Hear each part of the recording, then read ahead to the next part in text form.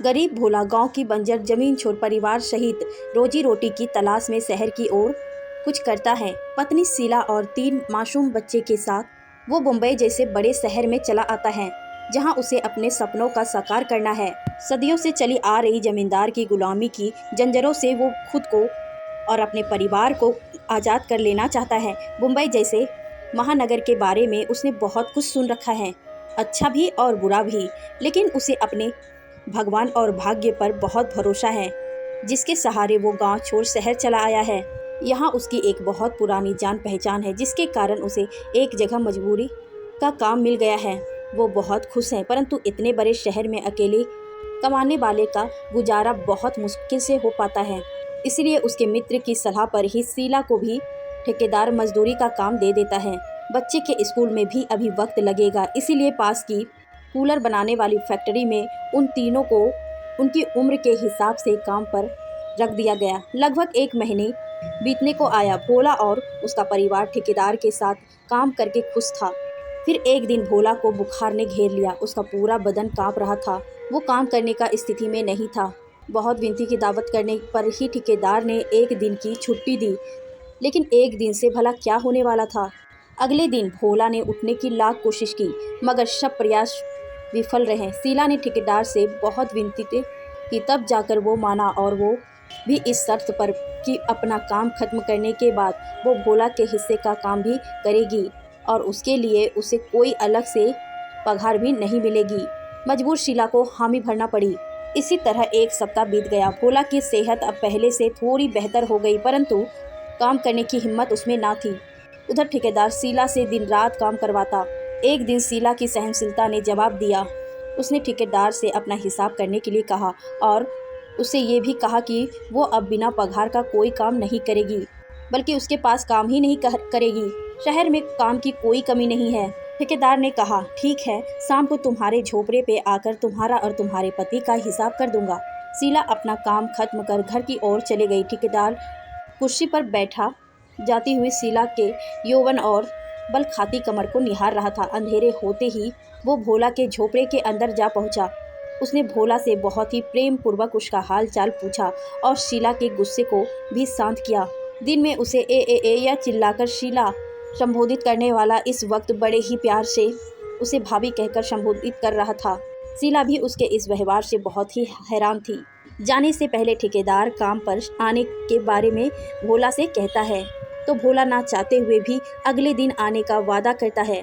हालांकि उसकी पत्नी और बच्चे इस बात से सहमत नहीं, फिर भी भोला ठेकेदार से प्रसन्न हो उसके पैर छूता है। ये देख ठेकेदार उसके पास बैठते हुए बड़े प्यार से उसे एक पुड़िया निकाल कर देता है और कहता है कि ये दवा मैं खास तौर पर मैं तुम्हारे लिए लाया हूँ, इसे खाकर तुम कल सुबह तक ठीक हो जाओगे। भोला हैरान होकर उसे देखता है और हाथ में रखी पुड़िया को उलट पुलट कर देखता है और फिर धीरे से पूछता है, ये कौन सी दवा है और कितने ही की है। अगले दिन भोला में सचमुच एक नई ऊर्जा थी। उसका बुखार और थकावट सब खत्म हो चुका था। भोला सुबह नहा धोकर खुशी खुशी काम के लिए खाना हो गया। जाते ही उसने ठेकेदार को सलाम किया और अपने काम में जुट गया। आज उसने इतना जमकर काम किया कि शीला द्वारा लाया गया खाना भी भूल गया। उसका मन खुशी से झूम रहा था, जिसमें वह शीला को भी शामिल कर लेना चाहता था, लेकिन शीला को ये सब अच्छा नहीं लग रहा था। लेकिन शाम होते होते भोला की तबीयत फिर बिगड़ने लगी। कमजोरी और आलस ने फिर आ घेरा। उसकी पूरी रात करवटें बदलते हुए निकली। आज की सुबह कल से कुछ अलग थी। भोला कल की तरह ही काम करना चाहता था, लेकिन संभव नहीं हो पा रहा था। ठेकेदार अभी तक नहीं आया था और इधर उसके इंतजार में नजरें बिछाए धीरे धीरे अपना काम कर रहा था। कुछ देर बाद ठेकेदार की कड़क आवाज़ सुनाई देती है, जल्दी जल्दी हाथ चलाओ वरना पगार का पैसा नहीं मिलेगा। भोला काम छोड़ ठेकेदार के पास जाता है और उसे कहता है कि कल वाली दवा की एक पुड़िया अगर आज भी मिल जाती तो गरीब का भला हो जाता साहब। ठेकेदार उसकी आंखों में देखकर धीरे से मुस्कुराया और कहने लगा, देखो भोला, इस महंगाई के ज़माने में भी हम तुम्हारी मदद केवल इसीलिए कर रहे हैं क्योंकि तुम अच्छे आदमी हो। इस बीच भोला भी विनम्रता से उसे देखता रहा। ठेकेदार अपनी बाई जारी रखते हुए कहता है, फिर भी ना जाने तुम्हारी पत्नी, मेरा मतलब शीला भाभी, मुझसे खफा रहती हैं। फिर चाटुकारिता से कहता है, अब काम का मामला है, थोड़ा बहुत ये ऊपर नीचे कहना ही पड़ता है। अब इसमें बुरा मानने की क्या बात है। अपनी बात पूरी करते हुए पुड़िया उसके हाथ में थमा देता है। पुड़िया लेकर भोला खुश होते हुए कहता है, नादान है, थोड़ी सरफिरी है साहब, मैं उसे समझाऊंगा, समझ जाएगी, आप नाराज़ ना हो। कहकर भोला अपने काम में जुट जाता है और शीला भी अपना काम बखूबी निपटा रही है। इसी तरह दिन बीतते रहे। अब भोला पर तेज धूप या बारिश का कोई असर ना होता। उसके काम में ऊर्जा और स्फूर्ति बनी रहती। इस बीच वो शीला को ठेकेदार की इच्छाओं से प्रभावित करवाता रहता है, जिसका असर शीला पर थोड़ा बहुत हो भी चुका है। अब शीला आराम से ठेकेदार की बात का जवाब देती है और कभी कभार उसके लिए खाना गर्म करने और चाय बनाने जैसे छोटे मोटे काम भी कर दिया करती। लेकिन ठेकेदार उसे बात बेबर्त डांटता ही रहता। शीला को बुरा भी लगता, लेकिन वो हंसकर टाल जाती। एक महीना बीतने को आया। आज पगार का दिन है। भोला को उसकी तय की गई पगार से आधी पगार मिली है। भोला ने हैरान होकर प्रश्न भरी नज़रों से ठेकेदार की ओर देखा तो ठेकेदार ने कहा कि ये जो रोज़ की पुड़िया तुम खाते हो, उसके पैसे मैं थोड़े ही भरूंगा। ये तो तुम्हारी दवा है, तुम्ही को खरीदनी है। क्या क्या नहीं सोचा था। भोला ने पगार मिलते ही बच्चों का स्कूल में दाखिला करवाएगा, लेकिन पगार तो ना के बराबर है। शीला की पगार तो मात्र घर खर्च ही चल पाता है। अपने आप से बात करते हुए, नहीं नहीं, मैं ठेकेदार से अवश्य बात करूंगा, वो अच्छा आदमी है, मेरी बात को जरूर समझेगा। ये सोचकर वो ठेकेदार के पास जाता है। ठेकेदार उसकी समस्या को सुनते भी अनसुना करते हुए कहता है कि क्या करेगा बच्चों को पढ़ाकर, कोई नौकरी तो मिलने वाली है नहीं। काम तो अंत में अपने ये दो हाथों की कमाई आनी है। जिस तरह तुम जी रहे हो वो भी जी लेगा, इसलिए ज़्यादा फिक्र करने की ज़रूरत नहीं है। लेकिन भोला अपने बच्चों का वास्ता देखकर कहता है कि अपने द्वारा दिए गया एक एक पैसा मैं चुकता कर दूंगा, बस मेरे बेटे का एडमिशन स्कूल में करवा दीजिए। ठेकेदार उसकी बात सुनकर कुछ सोच में पड़ जाता है और जल्द ही कुछ करने का आश्वासन देता है। अगले दिन ठेकेदार भोला को अपने पास बुलाता है और कहता है कि मैं रुपये तो तुम्हें उधार दे दूं, लेकिन सोच रहा हूं कि वापस चुकाने में तुम्हें बहुत मशक्कत करनी पड़ेगी। भोला हाथ जोड़कर कहता है, कोई बात नहीं साहब, मैं मरते दम तक काम करता रहूँगा और आपकी उधारी चुकता कर दूंगा। बस मेरे महेश का स्कूल में दाखिला हो जाए, आप कहें तो मैं अलग से और काम करने को भी तैयार हूँ। भोला ने लगभग हाथ जोड़ते हुए कहा, अरे नहीं नहीं भोला, तुम कितना काम करोगे। हाँ, एक काम हो सकता है, तुम शीला से कहो शाम को मेरे घर खाना बनाना तथा कुछ अन्य छोटे बड़े काम कर दिया करे। बदले में मैं तुम लोगों की मदद कर दिया करूँगा, और दवाई तो तुम ले ही रहे हो। ठीक है, आशित होकर भोला घर की तरफ चल दिया और वहाँ पहुँचकर सारी बात शीला को बता दी। पहले तो शीला का मन नहीं माना, लेकिन फिर महेश का सोचकर उसने ये काम स्वीकार कर लिया। अब हर रोज़ शीला दिन में मजदूरी और शाम को ठेकेदार के यहाँ काम करती। रात के 11-12 बजे थक हार कर घर आती और सो जाती। उधर ठेकेदार हर वक्त उसे अपने जाल में फंसाने की तरकीबें ढूंढता रहता कि एक दिन उसे ये मौका मिल ही गया। उस रात शाम से ही गहरे बादल घिर आए थे। ठंडी हवाओं ने वातावरण को सुनहरा बना दिया था।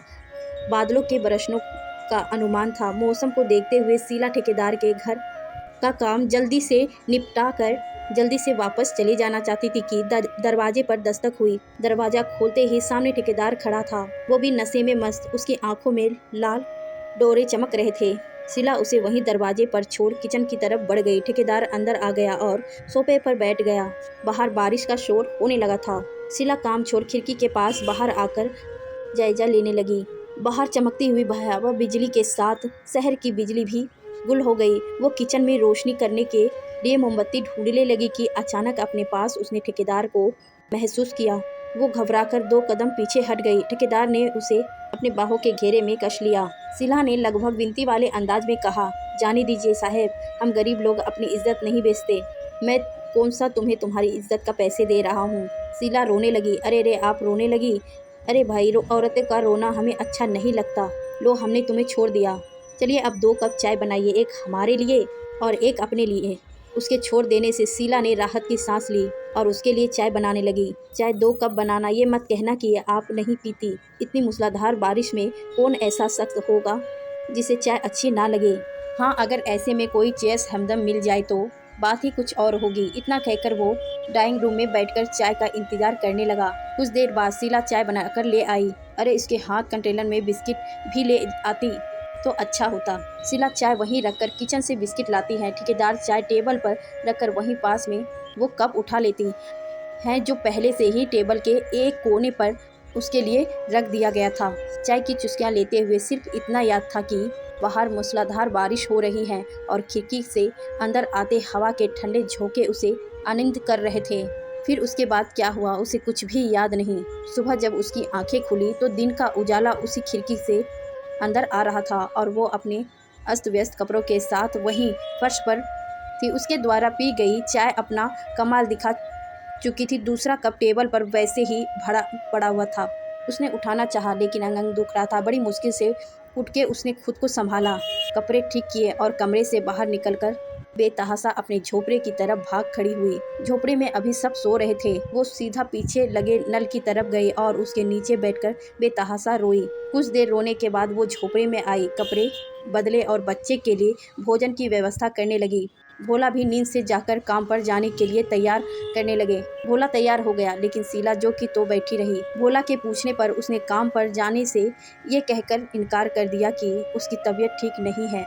आज शीला काम पर क्यों नहीं आई? ठेकेदार ने अपनी भारी भड़कम आवाज़ में भोला से पूछा। हाँ साहब, उसकी तबीयत कुछ ठीक नहीं थी, आराम करना चाहती हैं। भोला ने उसके हाथ से लिए हुए पुड़िया खाते हुए कहा। क्या हुआ? ठेकेदार ने प्रश्न किया। मालूम नहीं साहब, ज़्यादा बात नहीं की, उसने कहकर भोला अपने काम में जुट गया।